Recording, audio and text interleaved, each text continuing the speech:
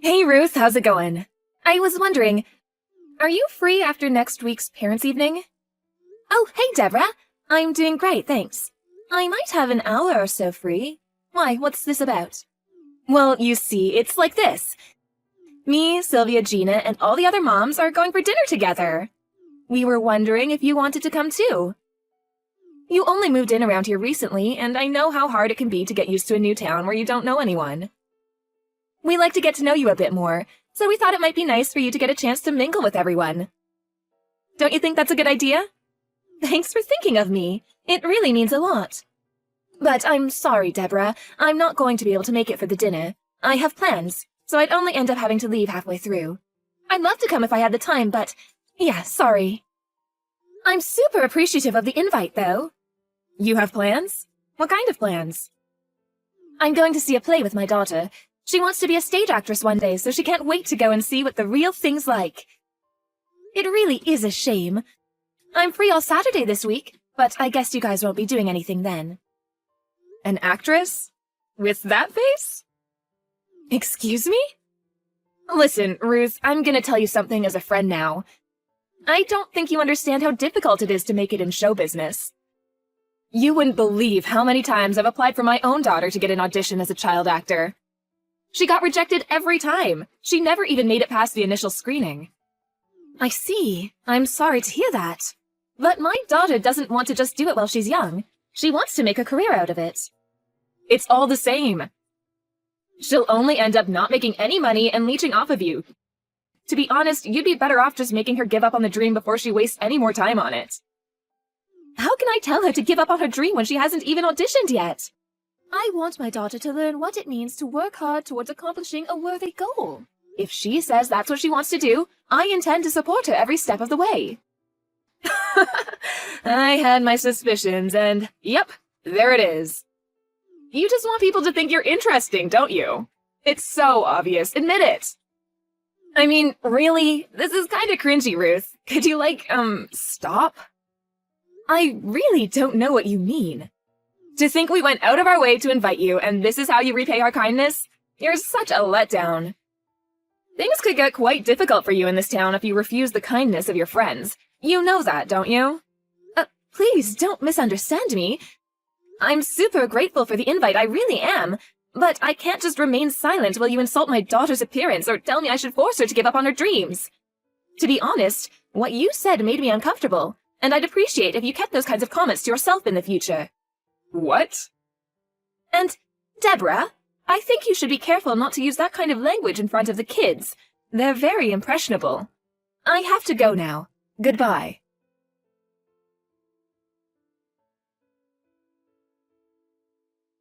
Deborah, are you there? I need to talk to you about my daughter. Why? What's up? Melissa just came home in tears. She was absolutely beside herself. She said she'd been told she wasn't allowed to play with Kelly anymore. Then she ran straight to her room, locked herself in, and has been up there crying her eyes out ever since. So what? What's any of this got to do with me? She said you grabbed her by the wrist and dragged her away from Kelly while the two of them were playing together. And told her she was never allowed to go near her ever again.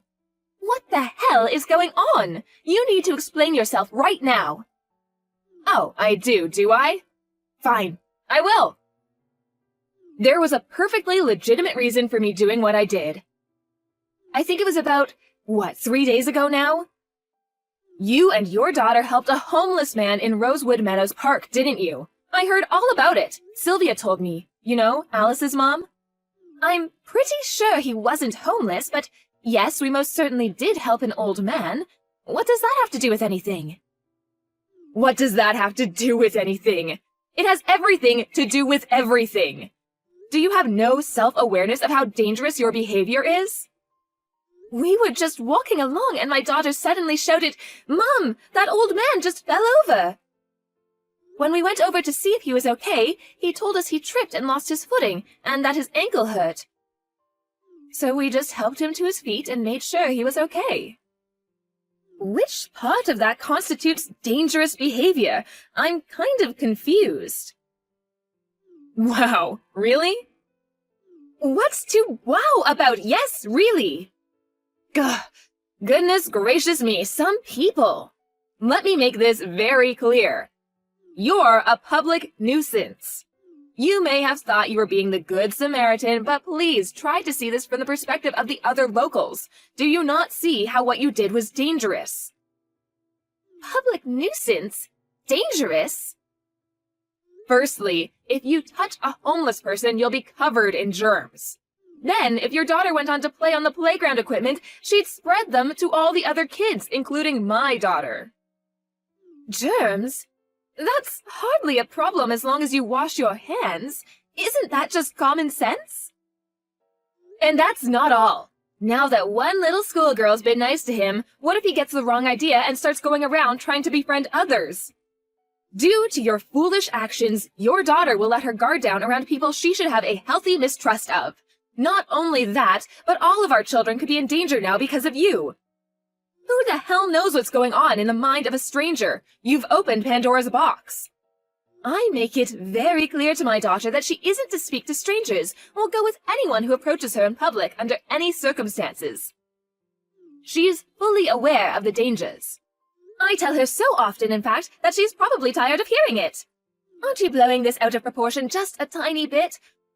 All that's happened here is that she saw someone fall over, and after asking me, her mother, what we should do, we went over to help him together. What part of that is wrong? Which part is dangerous? There's healthy mistrust, and then there's downright paranoia. I will not teach my daughter to turn a blind eye when there's someone who needs a helping hand right before her eyes. Good grief, you really seem to have no awareness of your role as a mother. It's actually worrying.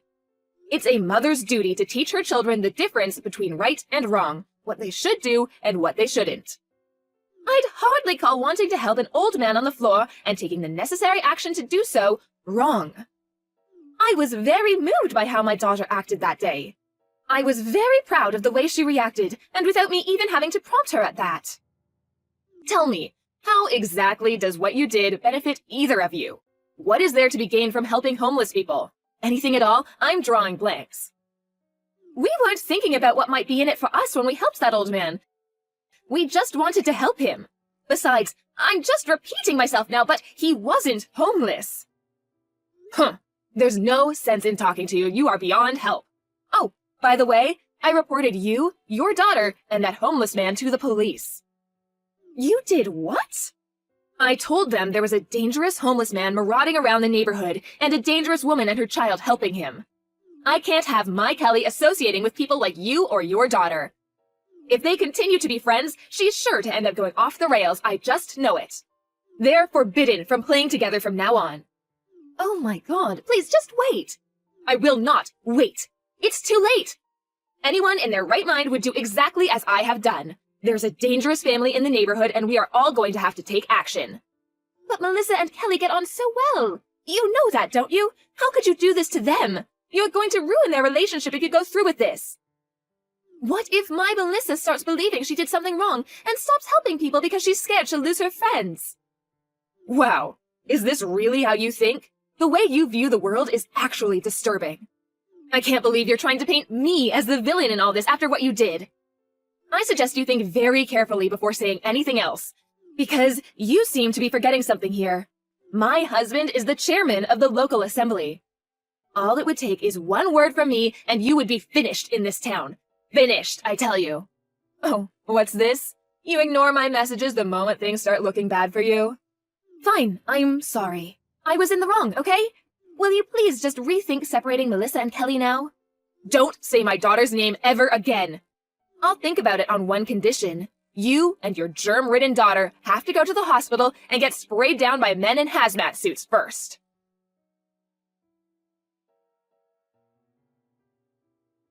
What's going on? What do you mean? That sports car. Oh, no, that's not our car. You can't hide anything from me. I know things. You're gonna overshadow me and my husband owning a beauty like that. Did you even think this through? I know, let's trade. Your car for ours, okay? If you do, I'll let your daughter play with my Kelly again. Come on, that sounds good, doesn't it? No, listen, it really isn't my car. Huh? Well, whose is it then? Since when do you know someone with a sports car? It belongs to the homeless guy from before. What? A homeless guy with a sports car? That makes zero sense. What are you talking about? Start being reasonable, woman. Listen, Deborah, I told you before, but he's not homeless. He's a movie director. A movie director? What? Apparently, our town was selected as a candidate for his next film, which is scheduled for release next year? Or it might have been the year after next. Anyway, the point is, that's why he was walking around our town. He wanted to get a feel for the place before making a decision. So that director is the old man me and Melissa helped. You know, the guy you and your friends treated like a homeless person and were very disrespectful towards. Wait, this can't be. What? How can a homeless guy be a movie director? For the 1000th time, he isn't homeless. But that's what Sylvia said. She said he was a filthy hobo. He was wearing scruffy, worn-out clothes and had a big, dirty beard. She said he was the most obvious hobo she'd ever seen. I think what you mean is he may have looked slightly homeless, but I can assure you he isn't. Personal appearance is a matter of taste, and everyone is different. You should think twice before judging a book by its cover next time. Oh, there's someone besides the director here, too. The person who guided him as he explored the town, the mayor. The mayor? What? Why? After we sat the director down on a park bench after his fall, me and Melissa had some urgent business to attend to that we absolutely could not afford to miss. So we made our apologies and left immediately. A few minutes later, the mayor, who'd left his seat when he realized what had happened, ran over and explained the situation to us. He insisted on thanking me and my daughter for what we did, but we really were in a rush, so after giving him my number, we went on our way. He phoned me earlier today to check he had the right person, and after further explaining the situation with the director, he came over to our house. The mayor is at your house? This can't be. Hey, would you mind if I came over too? I can be there really quickly. Why would you come to my house? Isn't it obvious? To get my daughter a job as a child actor in his movie. A chance like this doesn't come around twice. I absolutely have to come. I hate to tell you this, Deborah, but I think it'd be super awkward if you did. I don't have time to be worrying about trivialities like that. My daughter's chance at finally being someone and making it as a big-time celebrity is here, right before my eyes, and I won't let it slip. She deserves this. I deserve this. Please take some deep breaths and calm down. How can I calm down in this situation? This is not the time to be calm. This is the time for action. Your husband plans on running for mayor, doesn't he? Huh? Well, yes, he does, but so what? I was really anxious about the threat you made before. You said we'd be finished in this town, didn't you? I took that as you basically threatening to make our lives so difficult we'd have to leave. I thought this was the perfect opportunity to ease my worries, so we had a chat, me and the mayor. You did? About what? The director was sat on the sofa beside us, and he happened to overhear the conversation. When he did, he angrily declared, "If this is a town where the husband of a person who do something like that is able to become mayor, I have no interest in making my movie here." Apparently, the mayor's currently in talks to have your husband removed from the list of candidates for the mayoral election. We're just a small town off the beaten track, you know. Revitalization opportunities like this only come around once in a blue moon. Losing this movie is the last thing the mayor wants. It's a real shame how this worked out for you. Are you lying? No, you can't do this. Undo it. Do you have any idea how hard my husband worked to become the mayor? It was his lifelong dream. I don't doubt it. I'm sure your husband did work very hard. But thanks to you, his own wife, his efforts were all for nothing. Thanks to you, he doesn't have a hope in hell's chance of becoming mayor anymore. How dare you? What have you done, you vicious, evil, poisonous woman? I will never forgive you for this. Never. I don't give a heck whether you forgive me or not. You should think about how threatening to ruin someone's life might make them feel. Anyone would take measures to defend themselves after what you did. I do feel genuinely bad for your husband, but I still don't regret it. As for you, You deserve everything you get. Oh, please, wait. Are they still at your house now? The mayor and the director? Can I come? Seriously? Why? Why could you possibly want to come here? To apologize, obviously. Besides, you could back me up. Just tell them it was a joke. A big, silly joke that got out of hand. You want me to help you? What are you laughing at? I'm terribly sorry, but I'd rather drink molten lava than help you. Me and Melissa still haven't forgotten what you said to us, and she's still hurt over you banning her from seeing your daughter. The thought of putting her through anything like that again makes me feel sick. I do not forgive you. I'm begging you, Ruth, let's work together as a team for old time's sake. If you help me out just this once, I'll make sure you get invites to all the mom meetings from now on. You can be one of the gang again. Old time's sake? I've known you for less than a month. As for your meetings, you can stick 'em. I have no interest in associating with any of you. You reap what you sow. Why would you say such a thing? Think about how badly this is going to affect me and my family. Not only that, but my husband's going to be furious with me. How do I even tell him? Oh my God. You wouldn't want to destroy a happy family, would you? Please, I'm begging you, help me. Just tell the mayor to rethink. Or better yet, tell the director to tell the mayor to rethink. I've told you countless times that I'm not helping you. Why? I'm begging you here. I'm desperate. Have you no heart? You said it yourself, Deborah, remember? There's nothing to be gained from helping people.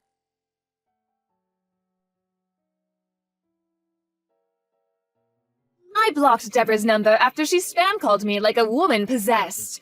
Me and my guest carried on making idle chit-chat for a while, but then, all of a sudden, the doorbell started ringing so fast I thought it was going to break, and with that, Deborah made her entrance.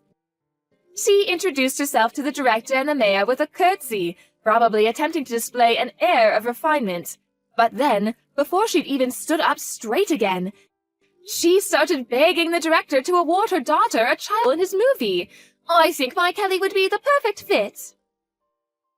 Then, before the dumbstruck Hollywood veteran even had time to think, she started bragging to the mayor about what an upstanding guy her husband was. She went on and on, seemingly completely unaware of how awkward the atmosphere in the room had now become. Everybody, me included, was visibly disgusted at the behavior of our uninvited guest, who was still babbling on about her husband's great and numerous exploits. Then, much to my astonishment, the man himself, who'd been summoned by the mayor, showed up with a face redder than a tomato, probably due to a mixture of anger and embarrassment. He grabbed a hold of his wife's arm and immediately dragged her outside. According to what Kelly told Melissa at school a few days later, her dad yelled at her mom for the entire evening when they got home. And not only for dashing his hopes of ever becoming mayor, he was just as furious at how she'd banned their daughter from seeing her best friend. Kelly said that while it was a little scary at the time, she ultimately found seeing her mom getting a dressing down for her awful behavior very satisfying. She also told Melissa her mom had been banned from coming near me, and sure enough, she would always disappear immediately, looking extremely uncomfortable whenever she saw me. I have nothing to do with any of them anymore, so this is just hearsay on my part. But word is that Deborah even stopped trying to boss the other moms in her group around. As for the director's movie, our town was chosen as the setting. I don't know whether it was because he knew it was my daughter's dream to become an actress, but she was given a small role as an extra in the movie, and I've got to tell you, she was absolutely over the moon. Don't ask me why, but I was given a role as well. The fine details haven't been decided yet, but I have nothing but gratitude towards the director for giving my daughter the chance she's always dreamed of.